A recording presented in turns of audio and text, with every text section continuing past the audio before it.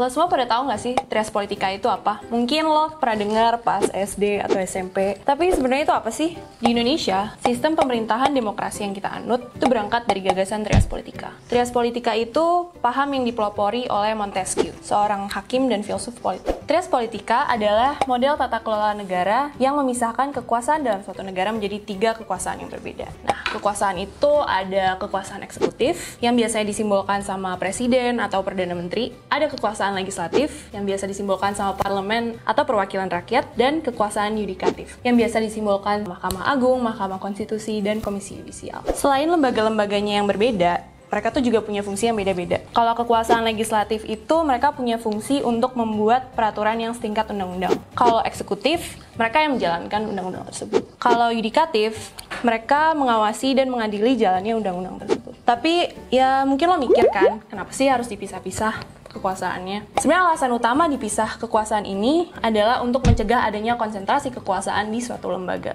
Satu contoh konsentrasi kekuasaan yang bisa gue pikirin saat ini ada pada zaman feodalisme, di saat raja-raja tuh punya kekuatan absolut terhadap rakyatnya. Pada zaman feodalisme dulu kan dari buat aturan sampai pengawasannya semua dijalanin sama raja. Nah, karena adanya konsentrasi kekuasaan ini, suatu negara itu bakal rawan sama adanya ketidakadilan. Karena mereka yang mempunyai kekuatan absolut pasti akan mendahulukan kepentingan mereka. Nah, dengan adanya model trias politika ini, kekuasaan di suatu negara lebih terkontrol, khususnya dengan adanya mekanisme pengawasan. Jadi yang gue maksud dengan mekanisme pengawasan itu dalam menjalankan tugasnya, eksekutif diawasi sama legislatif dari sisi rakyat dan yudikatif dari sisi hukum. Kalau legislatif sendiri itu diawasi oleh rakyat sebagai pemberi kewenangan dan yudikatif dari sisi hukum. Nah, karena yudikatif ini adalah lembaga yang mengawasi jalannya hukum, lembaga yudikatif ini nggak bisa bikin hukum sendiri. Disinilah eksekutif dan legislatif menjaga yudikatif dari kekuasaan absolut, yaitu kekuasaan membuat hukumnya sendiri dan mengatur hukumnya sendiri. Dengan adanya ketergantungan satu sama lain antar lembaga seperti kondisi ini, kekuasaan pun lebih terkontrol dan kepentingan rakyat pun bisa lebih terjaga.